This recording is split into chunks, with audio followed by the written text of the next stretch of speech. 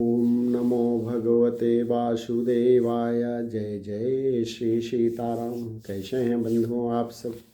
आशा है आप सब श्री राम जी की कृपा से कुशल पूर्वक से होंगे। इसी मंगल कामना के साथ मनु महाराज के प्रसंग में थोड़ा सा वर्णन करते हैं, थोड़ा सा प्रकाश डालते हैं। जय श्री सीताराम। ऐसे हूँ प्रभु सेवक बस अहई, भगति हेतु लीला तनु गहई। जो यह बचन सत्य श्रुति भाषा, तो हमार पूज ही अभिलाषा। मनु महाराज कहते हैं कि ऐसे महान प्रभु भी सेवक के बस में हैं और भक्तों के लिए दिव्य लीला विग्रह धारण करते हैं।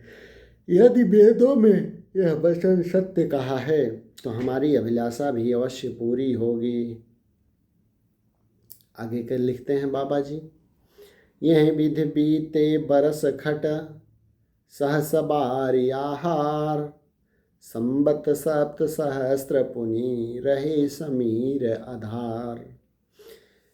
बाबा जी लिखते हैं कि मनु महाराज जो हैं इस प्रकार जल का आहार करके तप करते 6000 वर्ष बीत गए। फिर 7000 वर्ष वे वायु के आधार पर रहे। अर बरस सहस दस त्याग्यों सो, ठाढ़े रहे एक पद दो। विधि हरिहर तप देखी अपारा, मनुष्य समीप आए बहुबारा। अर्थात मनु महाराज जो हैं ये 10,000 वर्ष तक उन्होंने वायु का आधार भी छोड़ दिया। दोनों एक पैर से खड़े रहे। उनका अपार तप देखकर ब्रह्मा विष्णु और शिव जी कई बार मनु जी के पास आए। कहते हैं मागहु बर बहु भांति लुभाए, परम धीर नहीं चले चलाए।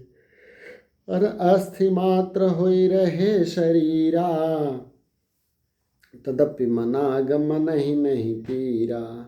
अर्थात उन्होंने मनु महाराज ने अनेक प्रकार से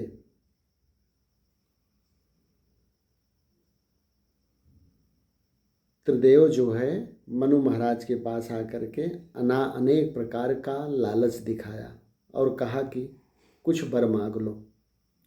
पर ये परम धैर्यवान राजा रानी अपने तप से किसी के डिगाए नहीं डिगे। यद्यपि उनका शरीर हड्डियों का ढांचा मात्र रह गया था, फिर भी उनके मन में जरा भी पीड़ा नहीं थी। अरे प्रभु सर्वज्ञ दास निज जानी, गति अनन्यतापस नृपरानी। मागु मागु बरु भय नभ बानी, परम गभीर कृपामृत जासानी। कहते हैं सर्वज्ञ प्रभु ने अनन्य गति आश्रय वाले तपस्वी राजा रानी को निज दास जाना। तब परम गंभीर और कृपा रूपी अमृत से सनी हुई यह आकाशवाणी हुई कि वर मांगो, वर मांगो।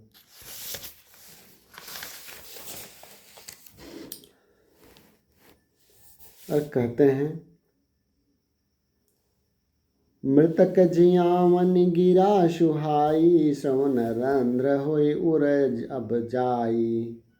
हृष्ट प्रोष्ट तन भय सुहाए, मानहु अबहि भवन ते आए।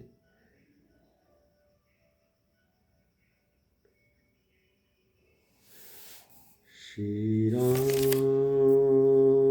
श्री राम श्री राम श्री राम श्री राम श्री राम।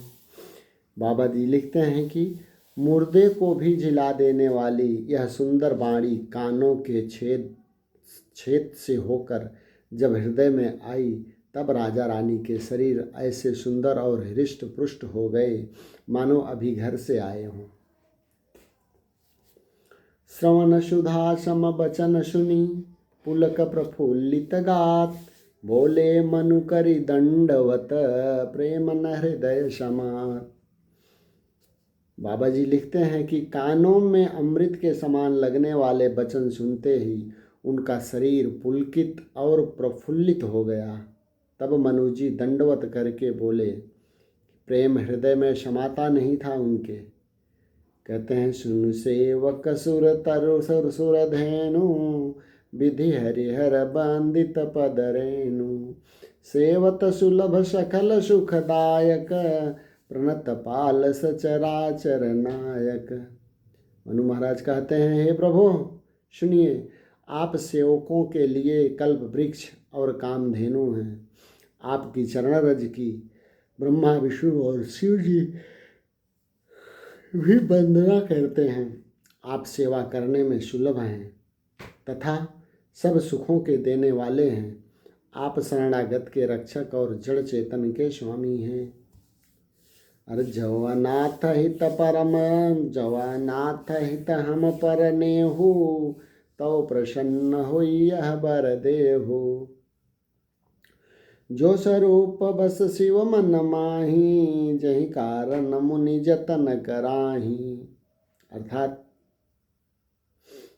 कहते हैं, हे अनाथों का कल्याण करने वाले, यदि हम लोगों पर आपका स्नेह है तो प्रसन्न होकर यह वर दीजिए कि आपका जो स्वरूप शिव जी के मन में बसता है और जिसकी प्राप्ति के लिए मुनि लोग यत्न करते हैं।